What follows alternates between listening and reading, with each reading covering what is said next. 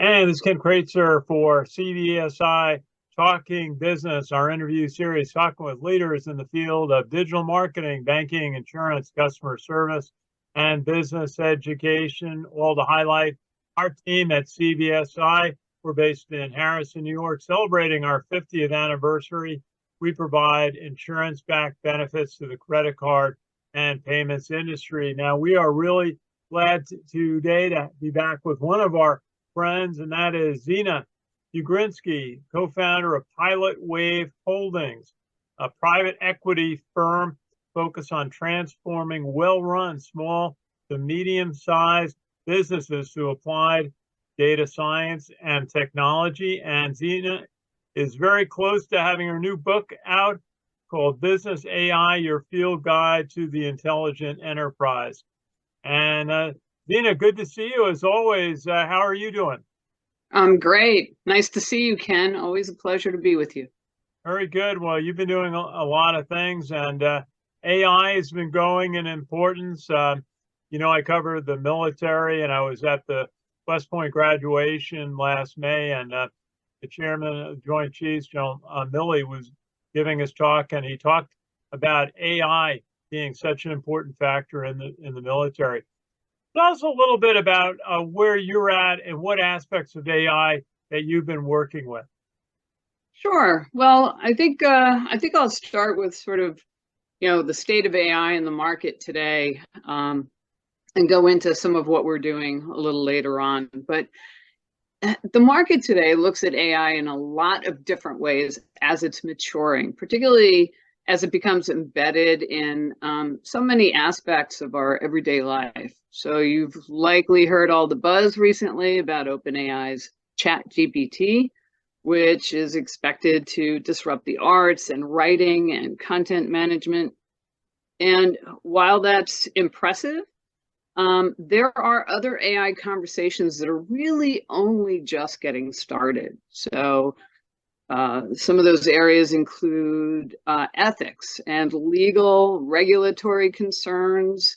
As you know, we've talked about privacy, and there have been some real impacts in the area of health sciences, autonomous vehicles, for example.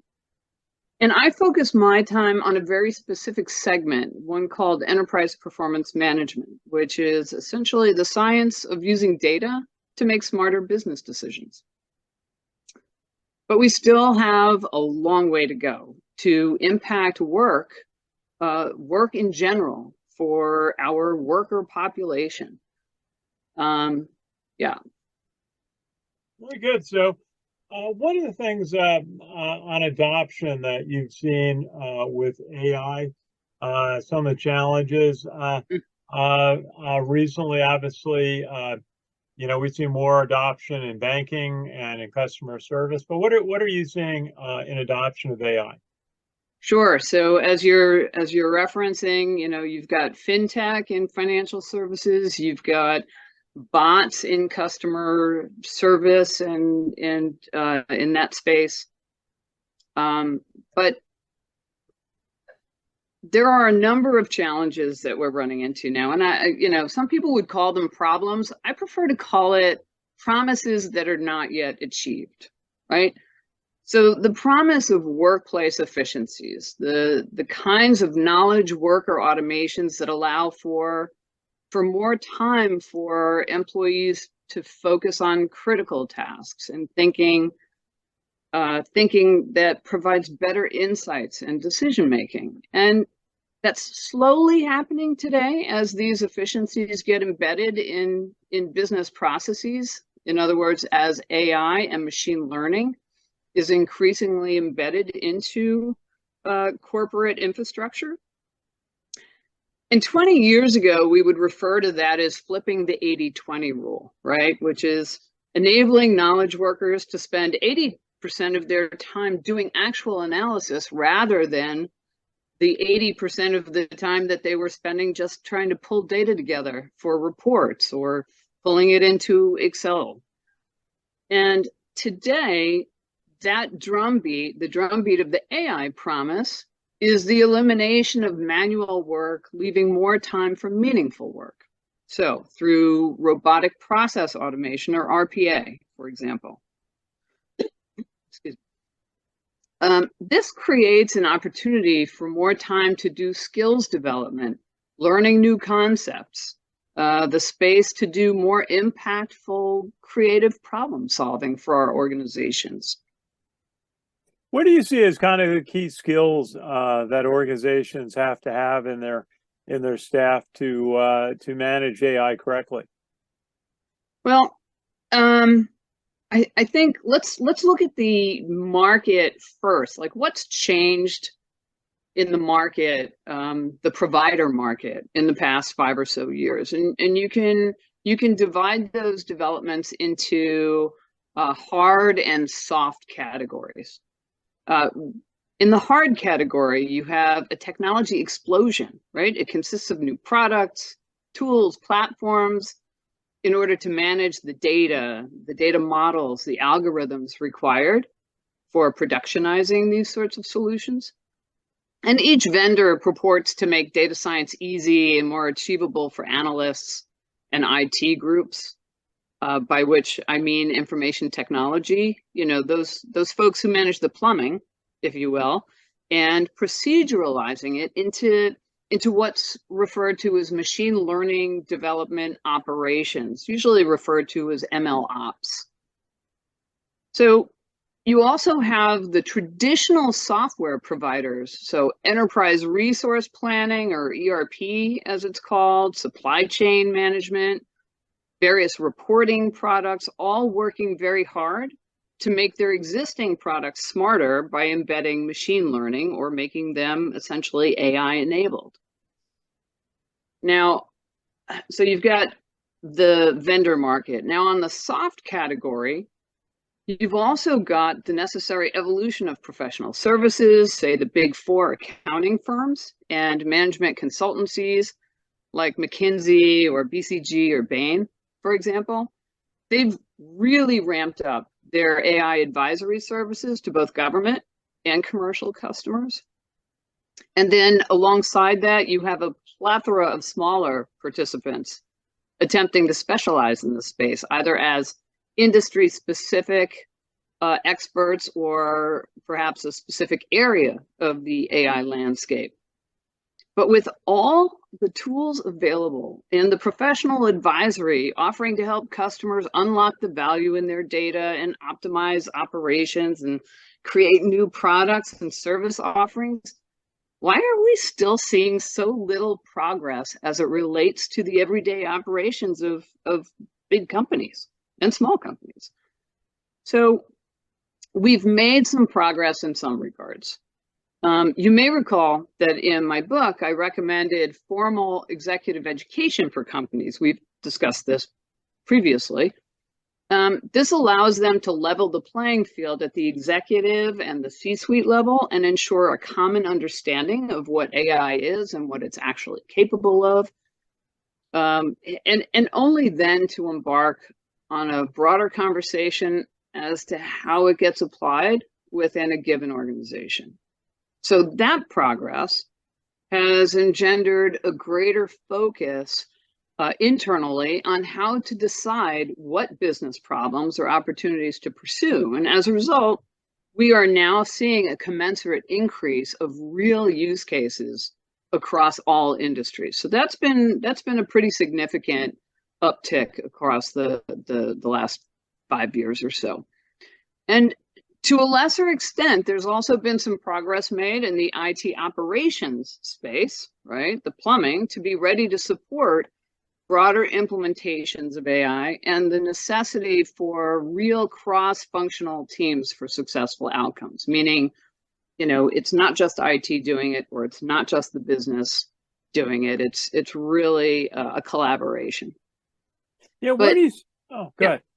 Yeah. I was just going to ask about creative problem solving using AI and where you see applications today.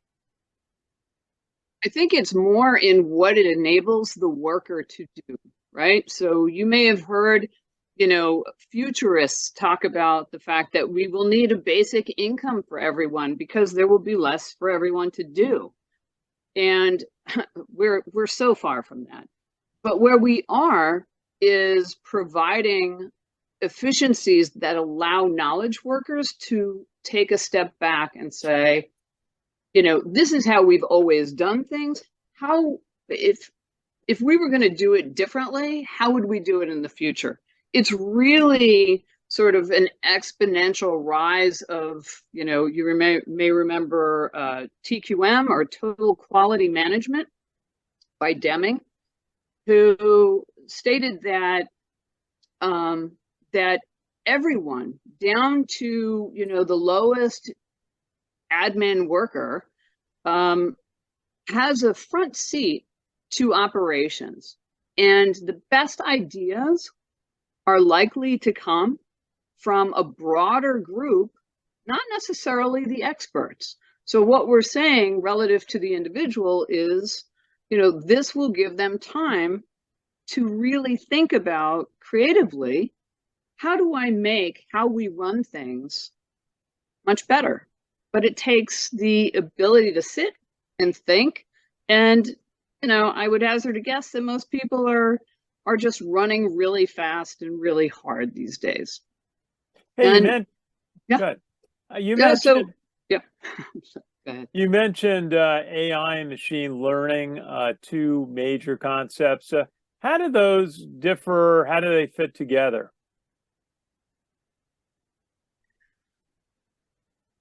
So the taxonomy of the definitions within AI has actually firmed up quite nicely. I think if we go back to perhaps some of our first conversations that you and I had, that was still just developing. So machine learning, I think most people understand now that that means that you are feeding a whole lot of data into computers.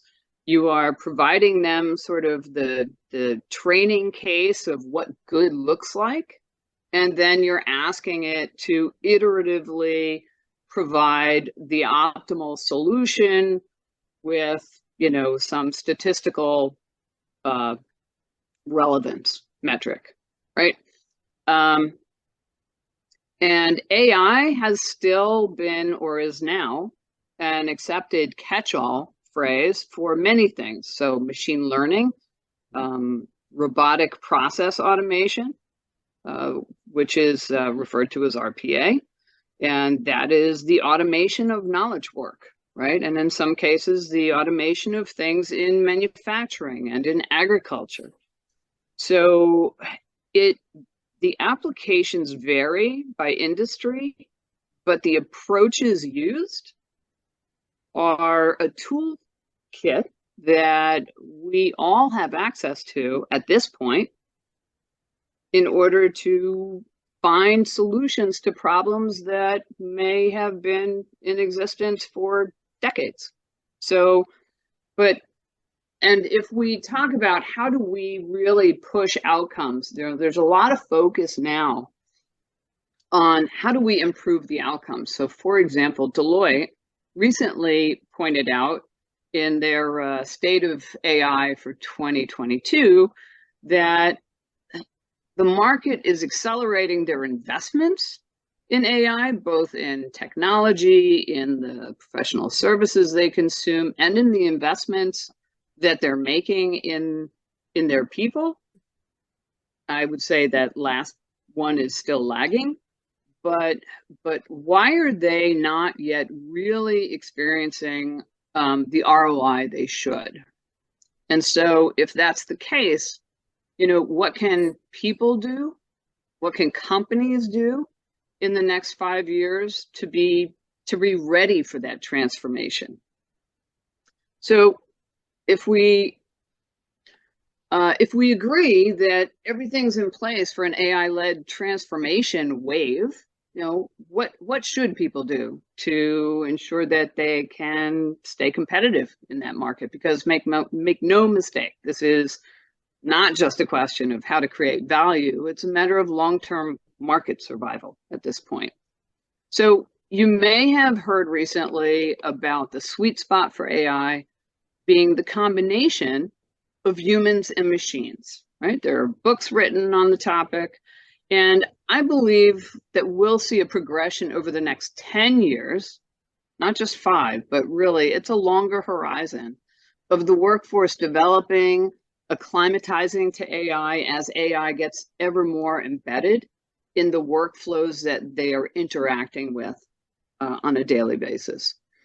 And that said, I think it's going to be a long, slow process, somewhat akin to the old metaphor of, boiling the frog, if you remember that one, meaning we won't see it in a given year, but 5 or 10 years from now, we'll look back and really see the massive transformation that's taken place. So for people, for individuals, participating long-term will involve lifetime learning, right? But just as importantly, the thinking necessary, the critical thinking skills necessary to apply it to what they do day to day, areas they know best, thinking about how to do their work differently and more effectively, given the new set of tools that are available. Yeah. And learning how to be comfortable with those tools. That's it. We don't need to turn everyone into data scientists. We need to make everyone comfortable with working with the new analytic tools we have available. That's a grassroots effort that still needs to really take hold. And then for organizations, it requires innovative thought on how AI can be a market disruptor and getting ahead of that as a strategy in their industry, in their markets. It's, as I said, it's unique to every organization. But I think, we've been talking, we're doing a lot of work with community banks right now, New York and around the country. They're trying to get into using more technology, but they don't have a big skill set in that technology. Many banks that are using AI for customer service, trying to reduce the number of staff who are actually interacting with customers and perhaps having them interact on more sophisticated things. How do you find that getting folks who have not had a lot of exposure to a capability like AI in their careers to get comfortable with applying it to their business? So I think it's twofold. I think that the banks that you're referring to, really need to evaluate what kind of a change management process they need to go through in order to reskill the workers. Because again, we don't need everyone to be a data scientist. We do need them to be very comfortable with a level of analysis and working with these tools that they haven't previously had to do. So that means specific focus on ways to create a culture that can be used to tap into knowledge workers and their ideas, and giving workers the space to learn those new skills. That then becomes sort of a reinforcing engine that speeds worker upskilling across functions. So in tandem with the implementation of actual broader AI. Well, certainly a challenge because in many cases you have to get the senior management comfortable with the technology and how it's going to work and how they maintain control, and still keep it all personal to the way their institution likes to work and to serve its customers. Now, Xena, you've got some new things going on, and you are working with Pilot Wave and Pilot Wave Holdings. You're investing. How is that going? Tell us about it. So I like to think of that as us putting our money where our mouth is, right? It's one thing to talk about this transformation that needs to happen. It's quite another to go out and do it. But I think that's a necessary part of being able to show the value that can be created. So we started Pilot Wave Holdings almost 5 years ago now with a very specific investment hypothesis that we could take small and medium businesses with great management teams and arm them with the tools and expertise previously only available to the Fortune 100, right? And enable them to compete in a way their peers couldn't match.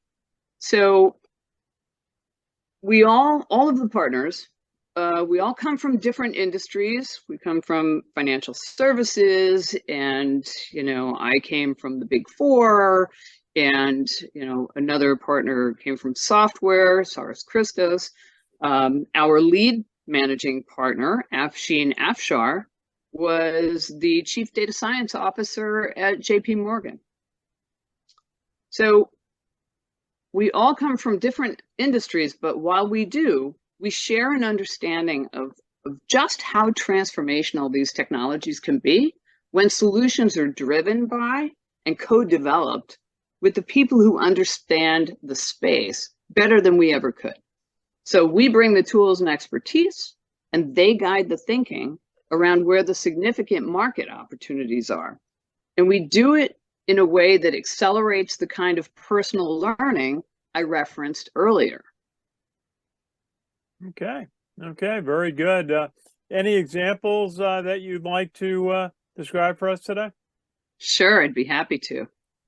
So one of our holdings, a Canadian firm, Connect Atlantic Utility Services, is a utility services provider. They build and maintain transmission lines, distribution, infrastructure, substations, as well as providing or performing an important role in emergency storm services when the grid is disrupted. And I think Hurricane Fiona recently is a perfect example of that, right? They were instrumental in helping get Nova Scotia and Prince Edward Island back up and running, Cape Breton also. So we explored with them where the areas where technology could play a role in creating either new service lines for their customers, in this case, the utilities themselves, and how that might differentiate them meaningfully in the market. So this space is seen as having a low adoption of advanced technology, so traditional business, right? Even while it's comprised of engineers and highly trained linemen. They also serve a client base that's also not known for being at the forefront of technology. So the utilities, and I worked for 20 years serving the utilities, they were traditionally technology laggards, but the level of disruption that's happening in their markets now, the adoption of electric vehicles, the inclusion of renewables, so wind and solar, into the traditional grid, while having to deal with an aging infrastructure. I like to call it or refer to it as they're not trying to fix the engine in the plane in flight. They're redesigning the plane while they're flying, right? Wow. And so how do you take a utility services company and evolve a technology service line from that helps the utilities get ahead of some of that? And to that end, the Pilot Wave team has helped them develop a new service line for drone inspections, okay? Effectively reducing the cost of visual inspections in significantly remote areas or areas that were hard hit. Application, sure. And, while providing a final inspection product to the utility that no other competitor can match. Think, a guy walking through the forest, writing a report, taking photographs, and instead, the client utility is now furnished with a movie that is fully annotated, where they can review real footage, go back and forth, and those annotations make it usable and actionable for that customer utility. So it addresses, for example, the identification of infrastructure that might need replacement. And in the near future, we'll be able to predict in advance problems like hotspots on lines or transformers that will shortly burn out, right? The supply chain disruptions have caused the utilities to have a tough time getting some of those larger transformers. So being able to do the maintenance necessary in advance of them burning out helps keep the grid up and running. And the new program is called Detect. We could not be more excited to have helped them develop it. But as I said, it was the Connect Atlantic experts that told us what they needed to better serve their customer base in a way that is truly differentiated for them. So that's a really, one exciting example. Yeah, that's a really interesting application of both drones and the AI technology to more quickly identify problems in the transformers that need attention. So Xena, do you have a final thought for us today? What you expect to see happen in 2023? We hope the publication of your new book will be out there very soon.